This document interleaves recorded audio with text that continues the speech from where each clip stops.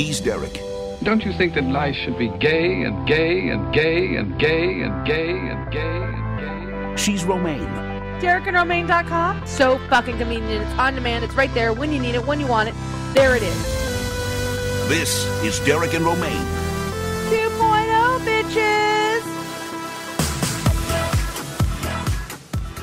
Please hold your applause for the end of today's show. No, I'm just kidding. Applaud now.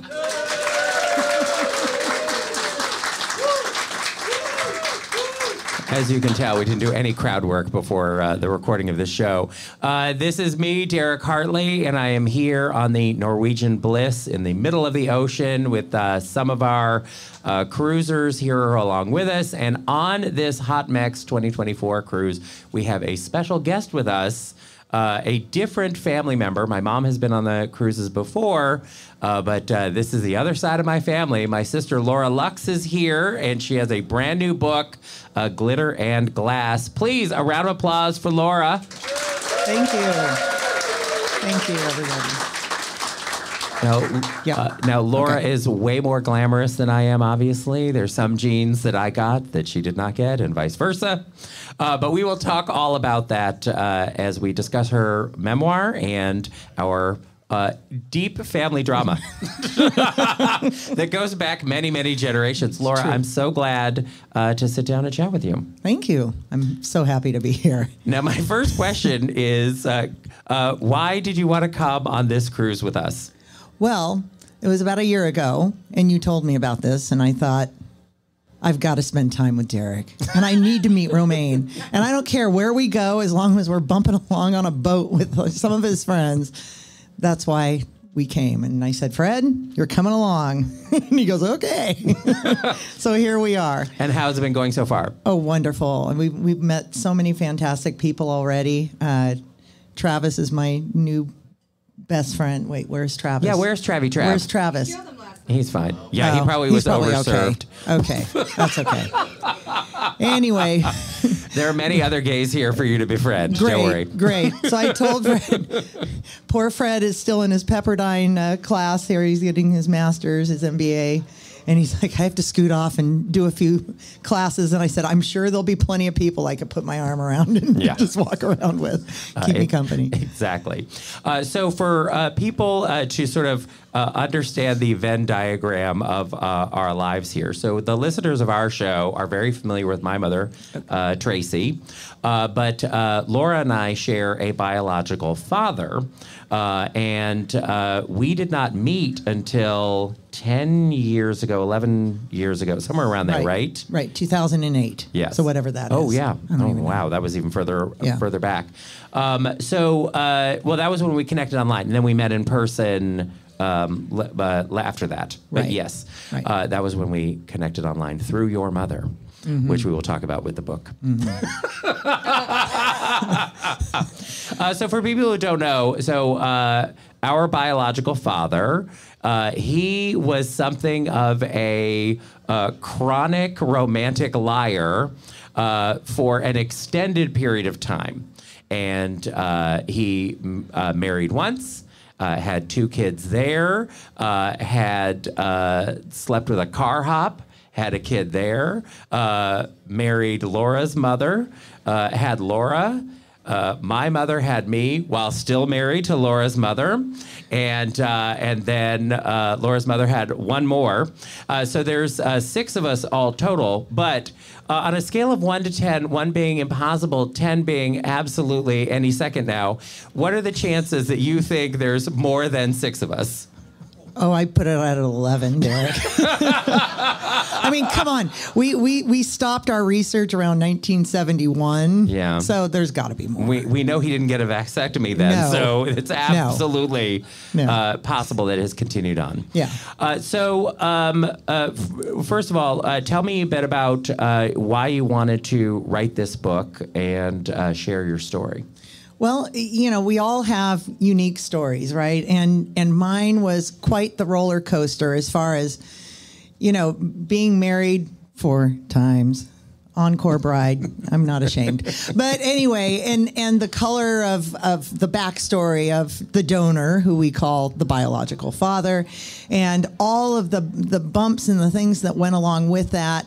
And I thought, I got to write this stuff down. This is crazy. It's almost better than fiction. I can't believe these things happened to me. And so I just didn't want to get to the end of my life, die, and then have all these stories just become forgotten. So I wanted a sense of immortality, one, and two, to also share. And I thought there's got to be other people out here who has had these experiences. So there are 13 chapters in the book. And so far, the feedback that I've received from various readers has been, Chapter 7, that's mine. I know somebody just like that, or I know somebody like your mother, or hopefully never the donor, but you know, he's certainly unique. But to have somebody for everybody in this story, and hopefully inspire people that you can overcome a lot of varying shades of glass and be hit with a lot of different events in your life and still come out on the other side and choose to be happy and choose glitter. So that's kind of the reason for the title of the book, Glitter and Glass. So let's talk a bit about your childhood, because when I was a kid, I did not meet our mutual ancestor until much later in life. But I knew a bit of the story. And your mother had kept in contact with my mother a little bit. As a baby, I was a very sick baby. So my mom, she was dating this guy. She was at Quantico in Virginia, and she was dating this guy. And he had told her a story that he had been married before, and he and his wife had a fight, and she took the kids, and she drove away with the kids or whatever, and then she called him and they apologized, whatever, and she was on her way back, and then the car got hit by a bus or a train, and then they were all killed. And so he had this sad widowed story, but he had told another story to one of the other women that they had died in a fire. He was like, oh, I was married, oh, I did have kids, but those other kids were very much alive. But my mother, when she was in Quantico, she's dating this guy with this sad romantic story, and then she's on base and she runs into one of their mutual friends, and he says, hey, how's him and the baby? And my mother's like, baby? What baby? What are you talking about? Because he had said he had to go back and visit a sick relative or something, but it turned out, no, his wife was giving birth to his daughter out in California. And so when he came back, my mother was like, get out. What the hell is this? And he's like, no. We had already split up, and I just had to go and sign the divorce papers and everything is fine. Don't worry, blah, blah, blah. And so my mother was like, oh, okay, and let him back in. And then a couple of weeks later, he comes back from the base, and he takes his jacket off and to take a shower. And when he takes his jacket off, there's a letter in the jacket pocket, and she sees that it's from California. And my mother's, while he's in the shower, opens up that letter, and it's from Laura's mother. Oh, the baby looks so much like you. I can't wait until you get home. We really miss you. And he gets out of the shower, and my mother's like, your shit's already outside. Right. Get out. Yeah. And so that was it. And then, I don't know, a couple of weeks later, she realized that she was pregnant. And but by then it's he's married, he has a kid, and my mom just decided to have a baby on her own. And he came by one time because she told him I'm pregnant, and he was like, oh, I'm sure this is somebody else's. Oh, he's such a piece of shit. And anyway, so after I was born, I was maybe 2 months old. He came by one time. And he walked in and I want to see it. And and of course my mother knew, because as a baby I looked exactly like him, because I was born with a full head of hair and probably also a mustache. Looked exactly like him. And he had the white shoes on. Yeah, the white shoes. And he took one look in the crib and goes, yep, it's mine, and turns around, walked out, and my mother never saw him again for quite some time. Smash cut. long time later. But when I was a baby, I was about 2. I was really sick, and my mother wrote to Laura's mother because she wanted to find out if there was like a family history that she needed to know about, because they were very worried that I was going to die. So Laura's mother had my mother's contact information, and they exchanged letters a little bit over the years. And I remember when I was probably about 8, maybe, we were living in Northern California. My mom had gotten a letter from your mom. I'm being careful not to say her name. And so my mom sat me down and said, "Oh, you have sisters, and this is sort of the story and everything." So growing up, I knew I had 2 sisters. That's all I knew I had until 2008, and then it turned out like, no, surprise, there's more of us. Yeah, there's more. So what did you know growing up? What was your side of all of this? Yeah, so as a child, I knew that there was this person out, the donor that we call him, that our mutual DNA donor. Right.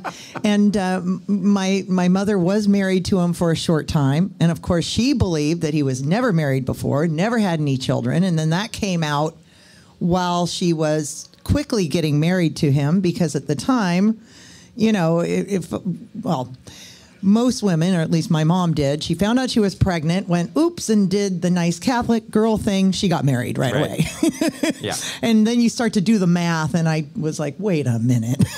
So anyway, it came out a little bit later that he had been married before. I had a brother and sister that are older than us.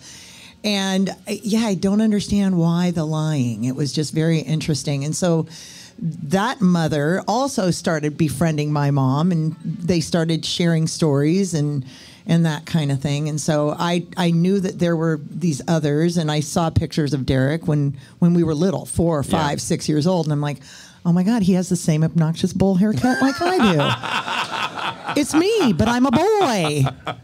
That's right. It's the boy version of me, and we all had the chin. We knew. The chin was the dead giveaway of the family. We all had the chin, yes. But I never knew where you were, what you were doing. Turns out we were living like 50 miles away from one another. We were living our own separate childhoods and that kind of thing. Yeah, it was crazy how many parallels there were between all of us sort of along the way. But he definitely had a type. When you see, because the first mom, when she saw a picture of my mother when she was like 22 or something around that time, she was like, "Oh, I don't remember buying that dress." Like, she thought it was her. That's how much of a type he had of like, so it is funny. It was great when the moms got to meet each other because, that was sort of really the first time that they were able to do that and sort of share war stories. And, the nice thing about it was he's obviously a terrible person. I mean, it's like, there's no equivocating of like, well, if only I had done this. Because, sometimes you're in a relationship and it fails and you're like, well, if only I had been nicer or washed the dishes or whatever it is, right? You can sort of, in your head, justify. But in this case, like, nope, he was terrible. He was a liar. He lied to all of us. We were all fooled in the same way. And, so there's no animosity among the moms, even though you would think, like, my mother was cheating with him while he was married to somebody else who was pregnant. Right. But I know it was more than 29 years ago. So I know that your mom now does not hold any animosity about that. Right. Certainly, because this was his pattern. This is what he did. Well, if you can imagine, I mean, Derek's mother at the time, her name is Ruth in the book. She meets this guy, and he's charming and, very Rock Hudson looking. And he even changed his real name into a name that is very Hollywood. And so because he had these, he was a legend in his own mind kind of thing. And when she met him, she thought he was single and they're dating and they're going to get married.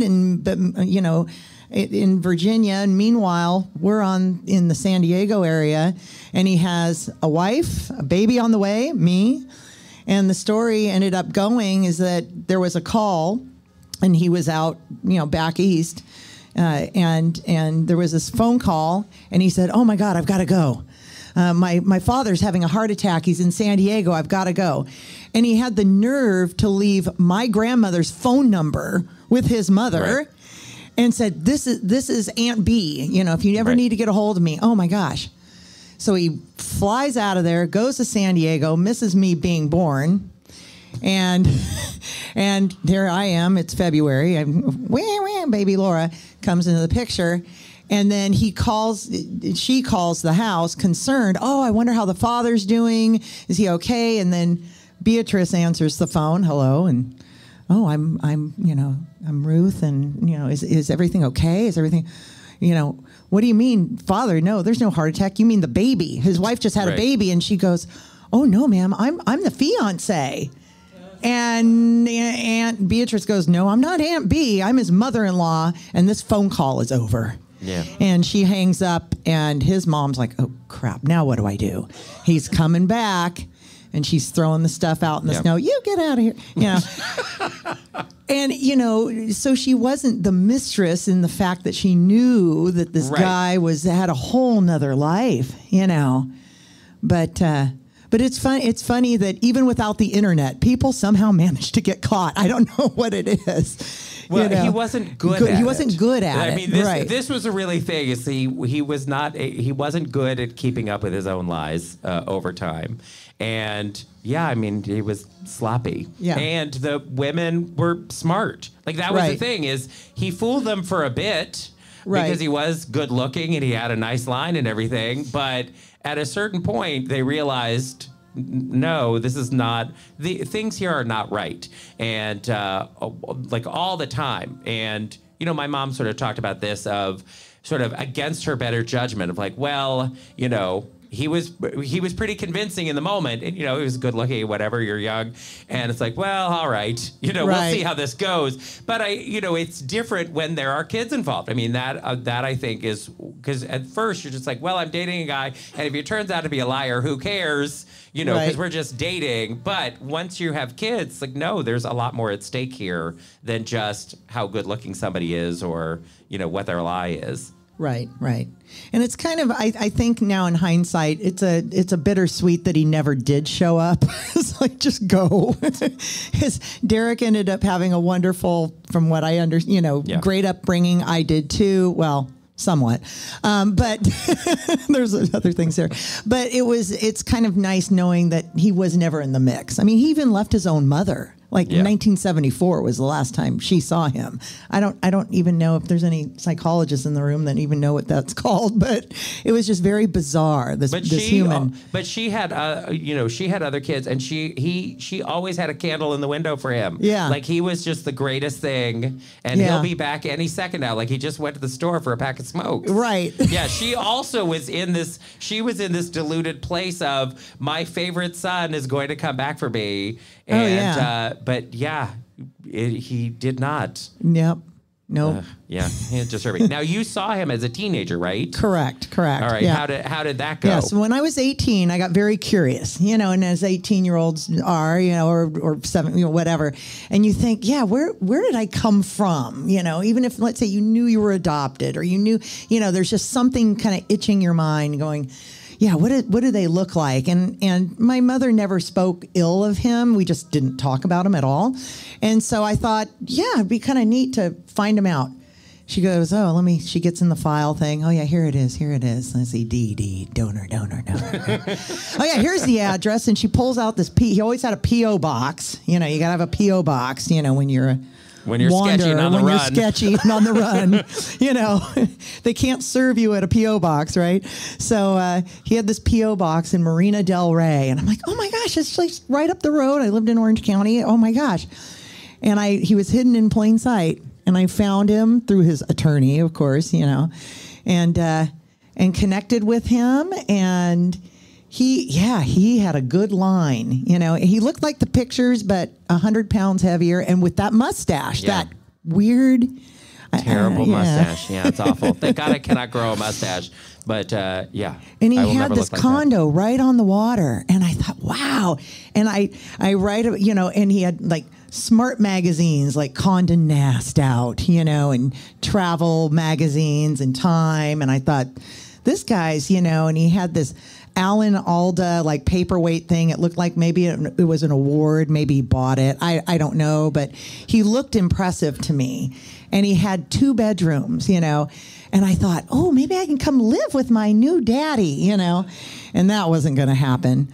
And then I come to find out, he had a Rolls Royce and he had all this stuff. And we would go to his office, but it was only on the weekends. And it was weird. And he would act like he ran the place, and I'm like, we're not going through the front door. Okay, I'm 18. I'm so naive. And he would sit at the desk and command, and turn on the printer and, that kind of thing. And I thought, this guy is amazing. Wow. What did we miss? What did we miss? And then we went to this fancy schmancy party up in Malibu somewhere for Halloween. And he says, okay, well, my girlfriend here, she knows about you and your sister, Janice, but don't tell her about the other ones. And I'm like, why? Why? And there's like 4 more of us. What's going on? Okay. And then I saw him, he's holding court at a table much like this, and he's leaning in and he's talking about the war in Vietnam and how he saved his buddy who got his leg blown off. And I'm starting to connect the dots, and I'm like, you never left San Diego. Like you were in the Marines for like a hot minute, and then they caught you like sleeping at the desk or something. Like you never even left. Like, this is all just bullshit. Yeah. And then I come to find out, then the repo man came for the furniture and the car. And I'm like, this isn't even your apartment. He was just house sitting. But he would put up this facade. I'm like, whose place is this? Like, who, Yeah. And then he was like, I loved your mother. I'm like, do you even know who my mother was? Do you know which one it was? Yeah. And it was just something else. I'm like, I got to go, And then at the time, I found out I was a young, now pregnant mother myself. It was a surprise. And I thought, if this guy couldn't be a dad, he certainly isn't going to be a grandfather. And I've got to get out of Dodge. And I just X'd him out of my life. Yeah, right around the same time, my mom gave me, because she had like his social security number and everything, and so she got his info from the DMV. Yeah. And she gave it to me when I was maybe 16, because my mother had been adopted and always wanted to find her birth family. And so, I never really expressed an interest in finding him or anything, because I liked the family life I had. I wasn't missing anything growing up. But my mom said, now that you're, close to an adult, this may be of interest to you. You may want to, look for him, seek him out. And so she gave me his info. I had his address. I still have the thing from the DMV that she gave me then of like what his, because it did have a P.O. box and a physical address. P.O. box. Yeah, of course. But I thought about like, I could seek him out. And then I was like, why? Yeah. I don't really have any reason to go and see. And then in 2008, I got, my mom forwarded me an email from your mom. And she said, because I guess she typed my mom's name into Google and got her current information and emailed her and said, hey, he has a website and he updated it. I thought you'd want to know what he's up to now. It's been a long time. Why not check in? And so my mom forwarded, she's like, oh, here's his website. And Laura's mom's email. And that really started our modern ball rolling.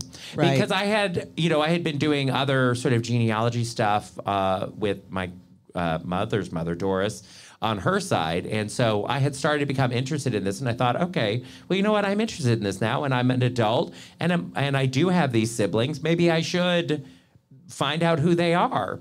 And so initially, I typed your mom into Google, searched everything, and I found our sister, your more immediate sister, on MySpace, I want to say, because it was 2008. And I was like, well, you know what? She looks fun. Because I did have this thing of like, I don't know who any of these people are. How are they going to feel about their gay brother from New York with a radio show? I'm always a little bit self-conscious. Like, I'm fine with this. Like, oh, this is what my life is. I go on cruises with 100 and something people, and I have never met half of them in my life. But anyway, totally normal. This is a normal day for me. And other people might think this seems weird. So I'm a little self-conscious about it. I was like, well, I'm not really sure how the family's going to react. So I went to your sister's MySpace and was like, you know what? She seems groovy, SoCal, fun, and she's in a band. I'm like, all right, she probably would be open to this. And so I wrote to her, but I don't think she wrote back. But then you wrote me, and we immediately were like, this, boom. Right. Like, oh my God, here we go. This is on fire. Let's do it. Right. And how I got to know, because him, being in New York and I'm in Orange County in California, I really got to know Derek through his blog. And I started reading this and I just couldn't stop laughing and crying in some moments. And I felt like I was with him on these adventures going from bar to bar, in New York. And it just felt like, wow. And, when you lose time with a sibling, some people could see it as, gosh, I'm going to be mad at the universe because I didn't get to spend my childhood years with this person who, we're connected. There's a bond. But we've taken the time that we've and that we've been given, and we're running with it. And so we can't look back. Right. And I'm just so happy for that. I'd rather meet him. Thank you. I'd rather have met him at 40 and have a valued, wonderful connection and a great, loving relationship with a family member than spend from birth till, whenever and have something that's me. That's right. I also look forward to meeting you in 10 years. Thank you. Yes, thank you. I'll see you again in 8 years. So actually, before I met Laura, though, I met her best friend because she was coming to New York. Yes. And she's Sophie in the book. We don't say her name. So Sophie, all the names are changed, and I'm like, I don't know everybody's names, so I'm like, I got to be real cagey here. So yes, just say everybody's names, and that'll be helpful for me. That's anyway. fine. So, but Sophie was coming to New York, and so she got to look me over first. But what was her first impression of me? Because it was before you and I had met in person. Right. So did she have a good impression of me? Did she report back that it was not she's terrible? not a gay man, so she's not attracted to you. Right. That's fine. I wasn't expecting her to be, but I really just thought it was like a little bit of a let's see who I'm related to. Let's kick the tires and see if this family is moving forward. Yeah. Yes. She goes, oh yeah, it was amazing. I felt like she was my pilot fish going out in the front. Yeah, exactly. And then she met you, and I heard her on the show, and it was just phenomenal to know that she and you had met. Yeah. And that was wonderful. That was just wonderful. But we did all finally get together when we decided, we hashed a plan that everyone should get together. And so we all got together in Long Beach. And the first time, and this was fantastic. It was wonderful. We had it was an emotional weekend because, the moms were sort of sharing their experience, and that was, a lot of past trauma, but it was also really fun for us to all get together. Not all of us got together, but many of us got together, and it was the first sort of real opportunity to, connect and meet each other. Right. And so how did you feel about that? Were you nervous going in, or were you just excited? Well, it was the typical. Yeah, it was amazing in that we had three of the four moms. Right. Because there's 4 moms, 6 children in 4 years. Yeah. There is an org chart. We'll send you the PowerPoint later. Yeah. But yeah, we had three of the moms were there. And we met at the Queen Mary, and they were doing this ghost ship thing. It was perfect. So we had this backdrop of the ghost ship, and he's the ghost, and these women, and they got to share their stories of wait a minute, no, I was here. And so they were putting all these puzzle pieces together because, we all have the one side of our story. Yeah. And then they were able to, his mom was able to fill in, no, I was told that there was a heart attack dad on the other, but no, that was my baby, and these stories that kind of all went together. It was interesting. Yeah. And then we tried to chase him down. Right. That was getting a little funny. He was running around. who have you seen this baby? And he's holding up these pictures of the baby. Yeah. So it was fun. So we knew that he was running a church in Catalina. I'm going to use the word church very loosely. Because it turned out to be a congregation of 4 in the lobby of a bank. But we knew that he had this thing on Sundays on Catalina because it was like this promoted, he's a reverend. And the bank was closed. Lord, so again, he's working on the weekend. Oh, we'll go and see. We couldn't get tickets because you needed tickets in advance for the Catalina Express. It was sold out like weeks in advance. And we didn't realize that. We thought we would just get on the Catalina Express and go. And it's like, no, it's completely sold out. So it's like, okay, well, since we can't get on the boat, we'll just wait at the dock because he doesn't live on Catalina. So we'll just wait to see him and we'll like wave at him from the dock. So outside the Queen Mary, there was a dock for the Catalina Express. So we leave the Queen Mary and we're there at the dock of the Catalina Express. And there's no dock hands or anyone there. And we're there. And it's like, gee, the boat's leaving soon. And there don't seem to be a lot of people here. It looked abandoned, yeah. But we were all there and we're like amped and we're excited. Like we're going to have the confrontation. We're going to see him. And then while we were standing there, we realized, actually, no, this is not the main dock. The ship is leaving from the other dock across the harbor. But now we only have like 5 minutes to get there. So then we're in this madcap. Everyone is leaping into cars and racing across the bridge. Madcap, like people are leaping out of cars. I'm going to park, run, go, go, go. Like trying Somebody to like get Derek. Chaos. Put him in your trunk. Yeah. We get to the thing. We're all ready. By the time we get there, like we like run out to the edge of the jetty because like the ship is leaving. So we're all like looking at the ship and we're waving and screaming from the thing. We were crazy people. No, you were crazy. By that time, Fred and I were just kind of holding each other, and we were going back into the back of the shadows. Quiet one. Yeah, we know. Yeah, I was the shy, quiet one. Yeah. Okay. And you saw him on the boat, and he was like, "White buffalo sighting! That's White right. buffalo! There We he see is. him." It's the white buffalo. Yeah, he was on the boat. But then, we came back. We decided to have like a more coordinated plan the next time around. So we did come back to actually go to Catalina and see him. And many of you heard on the old show where I talked about that a bit. And another podcaster last year, the year before, I can't remember, time is a flat circle. I don't know where we are. But another podcaster got some of the audio that Avery recorded at that and turned it into, I think it's called Uncommon Words, something like that. It's the other podcast. So I was able to listen to it and see how it matched up to my memory, because I'm a fabulist. Like I tell a story and it's mostly it's true as I remember it, but I also I come from this grand tradition of like a fat liar. I mean, there's no other way to say it. And so, you want to like, oh, I'm telling the truth, but it is like how you are seeing it and what your perspective is. So, I have to take even my own like memories of things with a grain of salt on some of these things. But that was a fun trip. But not everybody wanted to go actually inside the church. Right. And that's where I drew the line. I was like, I don't need to relive this guy, and so I decided not to go. But so when we all connected through Laura's mother, I decided to like do some digging to learn a bit more about him and his family because I didn't really know anything. And your mom was also really helpful because we realized where there were 5 of us, that's like, oh, there have to be more.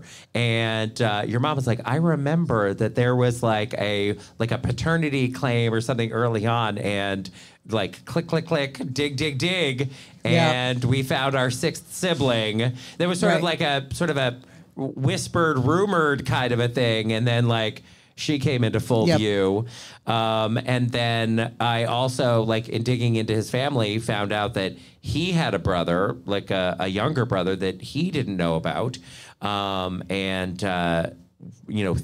I figured out who his father was and then found his obituary. And his obituary listed his son and grandson. And his grandson, his name was, special enough, different enough that I was like, oh, I should be able to find him. And I wrote to him on Facebook, and 6 months later, he checked his other email folder there and found me, and we connected with him. Right. So the Buffalo's brother and son were there, and moms were there, and kids were there. But just his brother really wanted to meet him because he knew he had an older brother, because our father's father had lost contact with him as a toddler in his divorce, and had again held a candle for him of someday I'm going to get reunited with my son, and tried desperately for years to find him. Yeah. And then finally did like try to connect with him, and then he wasn't interested in connecting with him. It was a really heartbreaking situation for him because he had really wanted to find him his whole life. And so, but we connected with his brother, and he's super cool, and his son is super cool, and so they arranged for Avery to go and record this the thing at the church. But you didn't want to go in, and your mom didn't want to go in, but she was very incognito that day. Oh, yeah. My mother, Le Grand Dame, chapter 3. So my mother, she doesn't want to go in. She goes, oh, no, I'm going to lay back. I'm going to be very incognito. Nobody's going to know I'm here. And she's got the big, thick, Audrey Hepburn sunglasses on and the big black rimmed hat, doing one of these by the fountain. No, it's No one will see me here. No one will see I'm me blending here. in. I'm just blending. Act natural. It's like, please, mother. Yeah. But there's somebody shady, wasn't there? There's a guy, the murderer. Remember you were telling me about the mob? Well, so this was a weird thing. So you've done some great digging, Derek, into this family. Well, our paternal grandfather, he had a bunch of stuff left over, and I dug through it, and I found a postcard from World War I, and it was like, oh, well, this was his father, our great-grandfather, and he was, stateside in the U.S., but there was this whole thing of, oh, well, my grandfather didn't have any contact with him because he had gone away for murder and was this very bad person. And of course, knowing how terrible our biological father was like, oh, well, of course he's descended from a terrible murderer or something. That makes it this was an easy story for us to believe. And because we definitely were descended from priests and nuns, that's for sure. And but in digging around and then doing ancestry DNA, it's like, well, first of all, the man that our grandfather believed was his father was not a murderer. His father had gone to prison for something for a short time. So there was definitely a family history there of some shady in and out of prison thing. But no, he had been hit by a truck in the early 1940s. And apparently he was a drunk. He just was drunk and wandered into the street and got hit by a truck. I'm like, that also sounds like our family, very credibly. Being him. But I did a DNA test, and I connected with somebody who was a second cousin from that side of the family. And then we're friends on Facebook. And then she posted her ancestry DNA, Kiss Me, I'm Irish thing for St. Patrick's Day. And I was like, oh, I didn't realize you did a DNA test. When did you do it? She's like, oh, years ago. And she wasn't a DNA match. And I was like, there's no way this could be our great-grandfather if she's not a DNA match to us. And we are not a DNA match to any of the people there. So it's they saved this postcard from 1918 for this guy, and he wasn't even the father. She had this story, and they had saved this thing. So maybe she did believe he was the father, but it turns out he wasn't. And so now I've narrowed it down based on the DNA matches that we do have. There's another family. Their surname is Crow, and they have... it was a big family, and we're the descendants of one of two of those brothers. There's one that's a couple of years older than our great grandmother, and then one of them is a couple of years younger. And it's like, I don't know which one it is, but it's going to be one of those two based on the DNA matches. But again, it's this shady, like every time we move back one generation, there's a whole other terrible, shady layer of things that are going on there. They're all really sketchy. Isn't it something? Like, yeah. So under your seats, you will find a DNA kit. You're going to take that out. Initials only, your date of birth. You're going to scan the QR code and send it in. We might all be related at this point. Yeah. But more recently, on this side, it turns out that our biological father has a sister that he did not know about, and that our uncle also did not know about. What? So these Are you sending me the PowerPoint later? I know. So, goodness. So when we met our uncle, he is younger than our biological father. So he got his father's side of the story, which was that his wife divorced him and took their son and then never allowed him to see our biological father again. But our grandfather was like a violent drunk and not a good person. Probably better than our biological father, I guess. I mean, I don't know. I don't know how we grade these things. Yeah. Like a better dad, but a meaner husband. Like, I don't know. Like, these are terrible. Anyway, none of these are good people. And then I don't know how I turned out to be such a terrible person. Anyway. No. I'm pretty terrible. Anyway, but in a good way. I'm fighting against my nature like every single day here. It's awareness is important. Anyway, but then when we all connected, the story from our grandmother was that he was a violent drunk, and that made sense, and that he beat her, and then she left him, and that he kidnapped our biological father when he was a kid, wouldn't bring him back, and then finally did, and that was the breaking point for her of he can't be trusted. We have to run away, and she got married, moved to another state, ran completely away, and he couldn't find him. And so I suspect that the kidnapping part is true. I do 100% believe that our grandfather took him to the park and then decided he didn't want to bring him back and panicked and kept him for a couple of days, and then finally did realize this wasn't going to work. Our baby is crying for his mother, and I gotta take it back.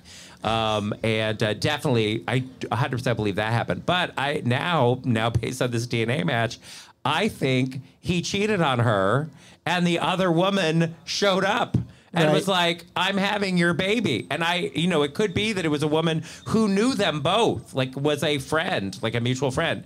So, and I would imagine that would be the kind of precipitating event that would get them to divorce, because they were living, because our grandfather was barely working. They were living in her parents' house. And I find it very hard to believe that he beat her while her father was there, in his house. Because I just think her father would have beat the shit out of him and thrown him out if that had happened. Right. So I far more believe that he was a drunk, not working, and then cheated on her and got somebody else pregnant. And she was like, that was the last one. I'm done with this. This is obviously not working. Goodbye. Right. But I did try to contact this aunt of ours through Ancestry, and she didn't respond. And then she has a daughter who lives in New York City who works at a museum. And we have a mutual friend. And by that, I mean, I slept with a guy she knows. And then, so I was like, hey, buddy, will you write to your friend on Facebook and let her know I'm not a crazy person? And he's like, well, I can't vouch for that, but I'll write to her. And, but she hasn't been on Facebook since, so she never saw that message. So now I'm at an impasse, but her mother is alive. Her mother is 99 years old and alive. So there is somebody hurry up. Time is wasting. Who knows what happened in 1948? There is somebody who knows, who is still alive, that could solve this, mystery for us of this side of our family. But it just, every time I think the story is done, it's not done. And, I admire you writing this memoir because this is the story so far, because there's even stuff we still don't know, other layers to uncover. Exactly. So yeah. So at the end of this story, this particular version, it ends with a few people where it's like, well, what happened to her? Oh my gosh. Where's La Chica now? Because I have these names for everybody, and you as the reader will be wondering, did she ever turn out okay? What happened to the boy? Where's the author now? And all this stuff. But stories just keep going. I mean, I can't I'd be constantly just rewriting. It's like, my goodness, when does it end? But yeah, that's a story for another time. Yeah. Well, and we've all talked about this we should do a documentary about our family because it's all so crazy. But the thing is that we all see ourselves as the entry point to the story. Right. And that makes it more complicated. It's like, well, where does this story begin? Because it doesn't really begin with our biological father, because there's all this craziness that led up to him. And his mother, she was apparently mentally not well, either. And so she has a whole story, and then his father has a whole other story. And so it's like, you can keep going back or you can go forward. You can start with one of us. And there's so many pieces and moving parts to it that it's really many stories. Right. And so I'm glad you wrote yours. Someday maybe I'll write one of mine. Right. Our cousin has already done sort of, because he's a cartoonist, so he's already done quite a bit of it. And then we have this this documentary piece of it. So eventually somebody will sort out all the pieces. Maybe it'll be Jodie Foster in True Detective. We'll put all the pieces on the floor Fine. in a circle. That's good. And she'll figure it out for us. Well, what's funny is when you write a story like this, and if you think about your own stories, your own lives out there, and you think, this is important. Why is this important? This important. There's a spotlight effect too for your loved ones who end up being maybe a topic in your own memoir or your own story. People immediately, of course, they're going to read about themselves. It's like, boom, I'm going to go right to the Kraken. What's he all about? And then thinking, oh my gosh, there's so much more, but it's not about you. It's not about you. It's my story. And I'm working through that with my own mother right now, because she, has the spotlight effect about, her perception of how she is portrayed, which wasn't the intention. She sees it in a completely different lens than I do. So it's very interesting. Or if somebody doesn't, quote unquote, make it into the book, it doesn't mean that they weren't a wonderful, part of my life. Is that they just didn't bring me any drama. So they're not in there. I mean, I would just, I love your mother. She's a hoot. But I would just say, if you want secrets to be buried, don't bring your shovel to the boneyard. Your mom is the one who kept us all connected. She's the one who kept all this information in place. If she hadn't done that, then we probably never would have met. All of this kind of stuff, this ball, your mother ended up being sort of the linchpin that pulled all of this together. But maybe it's one of these things you pull a little bit on a thread and then the entire sweater unravels. I just want to get rid of this little thread. I understand that there have been sort of unintended consequences that have come out of this, because this has all turned out to be much bigger than any of us thought it was going to be. Right. Because our sister in Texas, who was born in May of '68, my mother married the donor in June of '68. So it's like a baby, unbeknownst to my mother. She marries this guy, pregnant with me. And then the gal in Texas, 1968, grew up, adopted, had no clue of this story, had no clue that her mother was an 18-year-old car hop that, ended up with a one-night stand with this guy, and oops-a-doops. And so this has been buried for her until she just discovered in her early 40s that, what? I have this whole family? And she embraced it, but her mother thought, this was our dirty little family secret, and that I would be, have a black mark on me or something. My daughter wouldn't love me, or, I'd be so ashamed to have a teenage, unwed pregnancy at the time. So... Yeah, I think for her there was a lot of shame in the moment of being a teenager and who gets pregnant by this guy, and then you think you're the only one. Right. Like, oh, I'm the only one who was stupid enough to fall for this guy. And Right. this is where I think that all of the moms being able to meet and share their stories, they realize, no, this was not my own stupidity. Like, 4 other women who are bright, capable women fell for this same guy. Obviously, this was not me, my own moral failing. This was somebody who was just a serial romantic destroyer who was moving his way across America. And it's Without also, any condoms. Yeah, but I mean, yeah. they had him then, right? I know, but it was even so, whatever. it was the 60s. But like he started out, like he was working as a beach cop in Southern California. And so the idea, like this is the part where it's just like, it just seems statistically impossible there's only the 6 of us. Because he was good looking, in great shape, a beach cop. Like he must have had sex with so many women. Remember, he was in the I'm like, police academy, so he got just enough to get the uniform. right.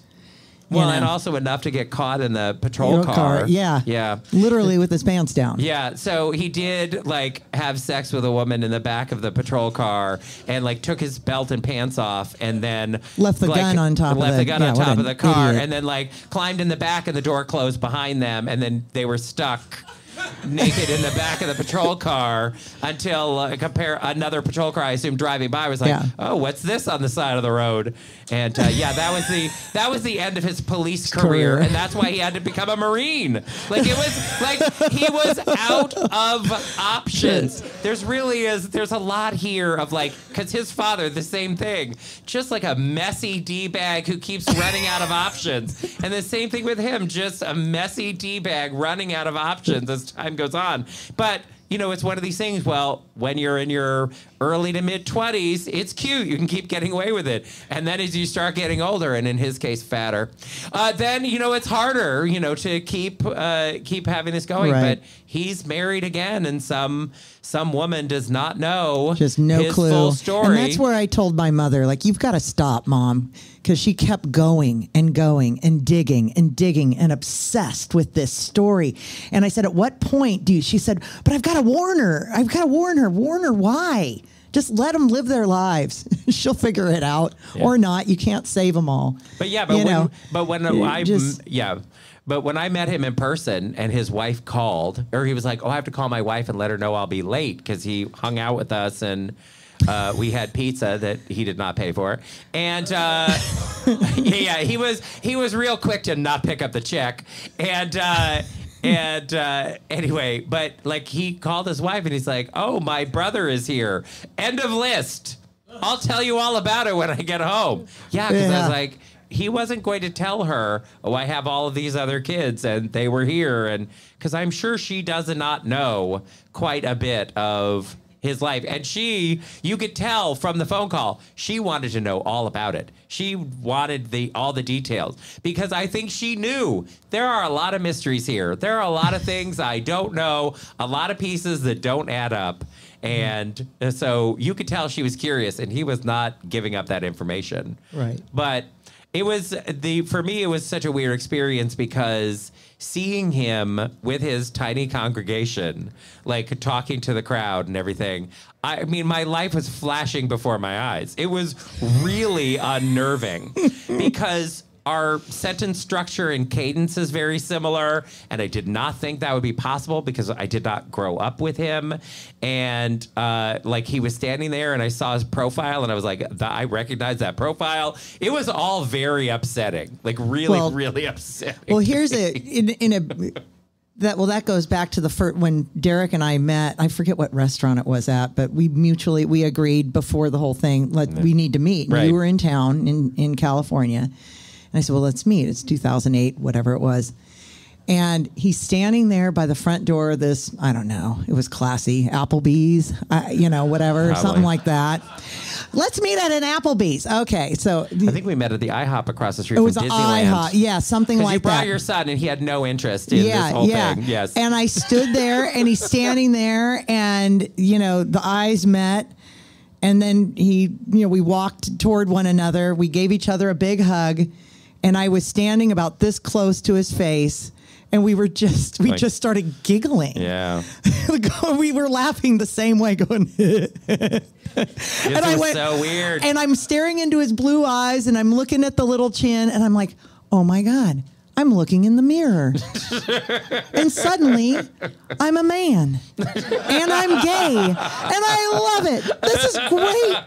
Oh my God, this is so weird, but wonderful. Right. And it was like time stood still, and it didn't matter that we missed our childhoods together. Right. It didn't matter. I didn't and care. At that moment, I was going to take whatever I could get and then move forward from there. And in a lot of ways, it was better because we didn't have any of like the childhood fight stuff that was like lingering now as adults. Because, sometimes, you have close siblings and then, Right. You took my favorite toy when I was 7 and I'm still mad at you about it. Like there's a certain amount of that continues to go on, or the dynamic you have with Right. your parents that you're still playing out as an adult. Like those things are very common. But for us being able to meet as adults with our own lives and everything, it turned out instead to just be like this fun, cool thing of, here are these people I'm related to, and here's how we're alike, and here's how we're different, and it's just really fun to have that. And I feel, of the 6 of us, I feel the closest to you and our other older sister, the oldest sibling, because we all grew up being the oldest. And so we all have like oldest sibling energy. And so it's much easier to like shorthand of, well, here's how it is. Because, as the oldest, like, well, you're always the one in charge, whatever, blah, blah, blah. So it's much easier for us to be like that of like, well, this is how it is. And like when I talk to our sister all the time, it's the same, like we have this same sort of older child energy of like, yep, this is how it's going to be. And that's, and that's fine. So but it is fun to be able to have this now. And it's different. Now our sister's coming back to the U.S. and I'm looking forward to hanging out with her and her husband. And the journey will continue. Absolutely. The story's not over yet. It really is not over yet. But this story is over yet. But I want to thank you all for coming out for this recording here on the ship. I hope you all enjoy it. And Laura, where can people get Glitter and Glass? So it's for people who are listening? It's on Amazon. So if you're all familiar, AMAZON.com. And if you type in Glitter and Glass Memoir, it'll come right up.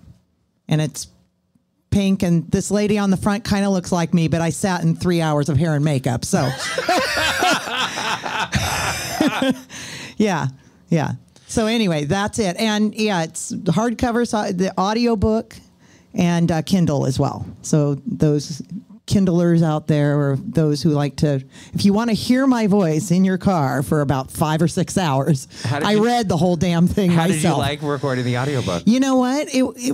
This was a process. It was very cathartic to not first write down the stories, but then to edit the stories, go back as we do, and then read it out loud. It was a trip. And it was, there were parts that were painful, but I got through it and it was like, okay, I'm kind of acting right now. I'm just going to read this. I've detached myself so I can get through it. And yeah, it was amazing. I haven't done this yet, but I have been very nervous about it. And you would think that would be insane because I write all the time and then I talk all the time. But I find it very confronting to read. Yeah, it was to read aloud what I wrote, because the whole time I'll be thinking of like I have to stop this recording and rewrite this page. Like I can't, that part I think will be very hard for me to do. Yeah. Because I'm always very critical of what I write. Well, and then other times I'll read something, I'll be like, I am hilarious. Like, I can't believe how funny I am. But, I vacillate between those two places. Yeah. Those are the only two emotions I have about my writing. That's great. Yes. All right. Well, Laura, this has been Thank delightful. You. I really appreciate you sharing this. Thank you. Thank you, everybody.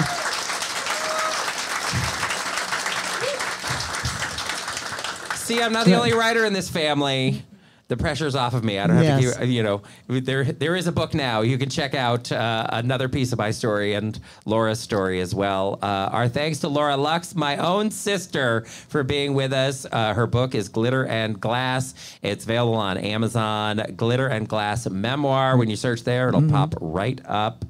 And thanks to everybody here on the boat. And thanks to all of you at home for listening. This is Derek and Romaine, minus Romaine. Thank you, Derek and Romaine.